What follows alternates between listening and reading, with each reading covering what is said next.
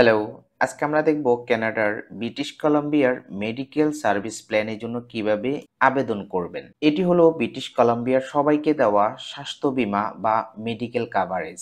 এই medical service প্ল্যানে আবেদন করার জন্য নিচে যাবেন, নিচে গিয়ে অ্যাপ্লাই ফর এমএসপি দেখতে পাবেন। হাউ টু অ্যাপ্লাই এখানে ক্লিক করবেন। দেন আমরা এই পেজটি পাবো। আমরা একটু নিচে যাব, এখানে অনেকগুলো ইনফরমেশন দেওয়া রয়েছে, আপনি সেগুলো পড়বেন। অ্যাপ্লাই অনলাইন এখানে ক্লিক করব। এরপর একটু নিচে যাব, অ্যাপ্লাই নাও এখানে ক্লিক করব। প্রথমে এমএসপির eligibility. Will you use this form to apply for MSP, এক্ষেত্রে আমরা ইয়েস দিব। Do you currently live in BC British Columbia and have a BC address where you can receive mail. আচ্ছা, আপনি British কলাম্বিয়ায় বর্তমানে থাকেন কিনা এবং ব্রিটিশ কলাম্বিয়ার আপনার কোনো অ্যাড্রেস আছে কিনা যেখানে আপনি কোনো মেল রিসিভ করবেন, ইয়েস দিব। Will anyone included in this application be away from BC for more than 30 days in total during the next 6 months? Last 6 মাসে আপনি 30 দিন ব্রিটিশ কলাম্বিয়ার বাইরে ছিলেন কিনা, নো দিব। Is anyone included in this application a student returning to a province outside BC at the end of a course or programme. আচ্ছা, কোন student যার প্রোগ্রামটা শেষ হওয়ার পরে সে অন্য কোনো প্রভিন্সে চলে যাবে এমন আছে কিনা, অথবা কোনো মাইনর আছে কিনা, অথবা এই পার্সন সিকিং রিফিউজি স্ট্যাটাস। আচ্ছা, কোনো রিফিউজি স্ট্যাটাসের ব্যক্তি এখানে আছে কিনা, এক্ষেত্রে আমরা নো দিব। To apply for MSP you must upload a digital copy, একটা ডকুমেন্ট আপলোড করতে হবে যেখানে আপনার ফুল নেম এবং লিগ্যাল স্ট্যাটাসটা দেখা যাবে। সো আপনি যদি কানাডিয়ান সিটিজেন হন তাহলে আপনাকে এই ডকুমেন্টসগুলো আপলোড করতে হবে। যদি আপনি ফেয়ার হোল্ডার হন তাহলে এই ডকুমেন্টসগুলো দিতে হবে। যদি আপনি টেম্পোরারি পারমিট হোল্ডার হন তাহলে এই ডকুমেন্টগুলো সাবমিট করতে হবে। এক্ষেত্রে বলেছে do you have a digital copies of the documents for each person included in this application, এক্ষেত্রে আমরা ইয়েস দিব। তারপর কন্টিনিউ অপশনে ক্লিক করব। Then fair pharma care eligibility. Fair pharma care হলো ব্রিটিশ কলাম্বিয়া প্রভিন্সের প্রেসক্রিপশন ওষুধের সহায়তা programme. Will you use this form to apply for fair pharma care, এক্ষেত্রে আমরা নো দিব। নেক্সটে যাব। এরপর supplement benefits eligibility.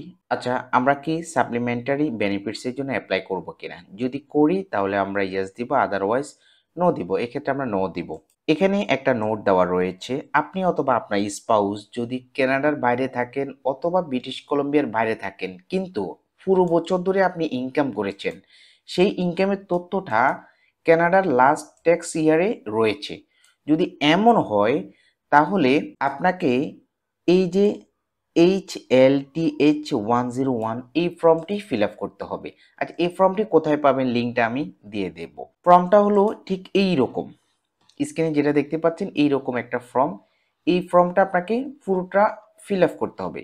Fill up করে দেন এই অ্যাড্রেসে সেন্ড করতে হবে। ওকে, এক্ষেত্রে আমরা নো দিলাম। কন্টিনিউ অপশনে চলে যাব।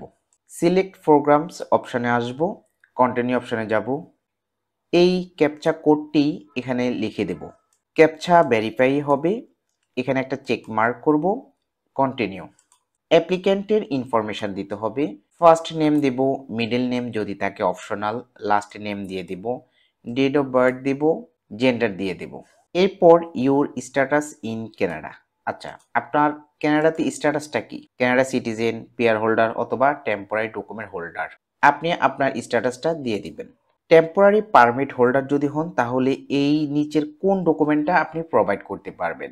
ওয়ার্ক পারমিট, CUAET, এটার মিনিং হলো Canada Ukraine authorisation for emergency travel, study permit copy, religious worker, diplomat. তো এক্ষেত্রে আমরা স্টাডি পারমিটটা দিব। নিচে যাব, ডকুমেন্টস। আচ্ছা, ডকুমেন্ট টাইপটা স্টাডি পারমিট। আমাদের স্টাডি পারমিট এবং পাসপোর্ট কপিতে জেন্ডারটা সেম রয়েছে কিনা, এটা ম্যাচ করে কিনা, ইয়েস, অবশ্যই ইয়েস দিব। এটা স্টাডি পারমিট কপিটা এখানে আপলোড করে দেব। Then is your name different from the name on the document, study পারমিটের নামের সাথে আমার নামের স্পেলিং বা নামটা ঠিক আছে কিনা, ইয়েস দিব। Is your name different from the name on your document. আচ্ছা, আপনার স্টাডি পারমিটে যে নামটা দেওয়া রয়েছে এবং অ্যাপ্লিকেন্টের ক্ষেত্রে অ্যাপ্লিকেশনের সময় আমরা যে নামটা ইউজ করেছি দুইটা দুই রকম কিনা, ডিফারেন্ট কিনা। যদি ডিফারেন্ট হয় তাহলে আমরা ইয়েস দিব। ইয়েস দিয়ে এডিশনাল ডকুমেন্ট আপলোড করতে হবে। এডিশনাল ডকুমেন্টের মধ্যে রয়েছে marriage certificate, name changing certificate, divorce decree. So এক্ষেত্রে আমরা নো দিব, আমাদের নামের স্পেলিং সব ওকে আছে, no problem. Moving information, which province or jurisdiction did you live in before moving to British Columbia? আচ্ছা, ব্রিটিশ কলাম্বিয়ায় আসার আগে আপনি কোথায় ছিলেন? অন্য কোনো প্রভিন্সে ছিলেন? যেমন ধরুন আপনি মানিটাভায় ছিলেন, অথবা আপনি কানাডার বাইরে বাংলাদেশে ছিলেন। Have you move to BC permanently? আপনি কি ব্রিটিশ কলাম্বিয়ায় পার্মানেন্টলি থাকার জন্য এসেছেন কিনা? এক্ষেত্রে আপনি নো বা আপনার সিচুয়েশন অনুযায়ী আনসারটা দিবেন। আমি এক্ষেত্রে ইয়াস দিচ্ছি। অ্যারাইভ ডেট ইন বিসি, আচ্ছা আপনি ব্রিটিশ কলাম্বিয়াতে কবে এসেছিলেন? অ্যারাইভ ডেট ইন কানাডা, আপনি কানাডাতে কবে এসেছিলেন? Since you arrive in BC, have you lived the province for more than 30 days in total in the first 12 month? আচ্ছা, গত 12 মাসে আপনি কি 30 দিনের বেশি ব্রিটিশ কলাম্বিয়ার বাইরে ছিলেন কিনা? এক্ষেত্রে নো দিব।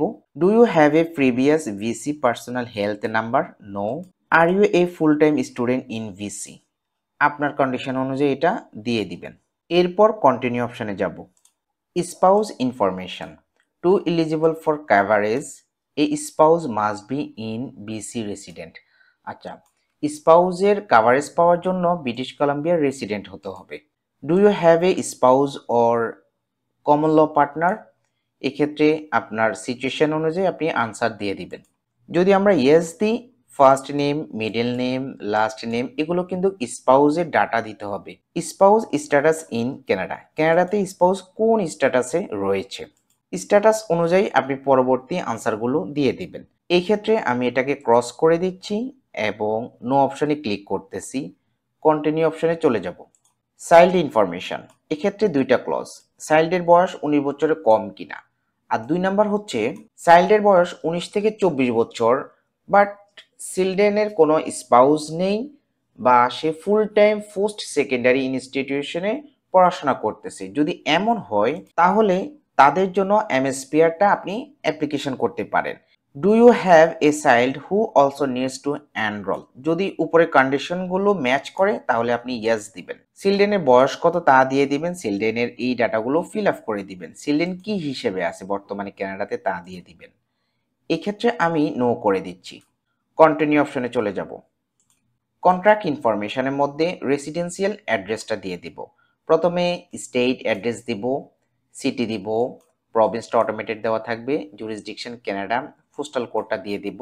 এই ক্ষেত্রে রেসিডেন্সিয়াল অ্যাড্রেস এবং মেইলিং অ্যাড্রেস দুটো যদি সেম হয় তাহলে আমরা এখানে একটা চেক মার্ক করব। একটা ফোন নাম্বার ইউজ করব, এটা হচ্ছে অপশনাল। তারপর কন্টিনিউ অপশনে চলে যাব। আমাদের ইনফরমেশনগুলো রিভিউ করা হবে।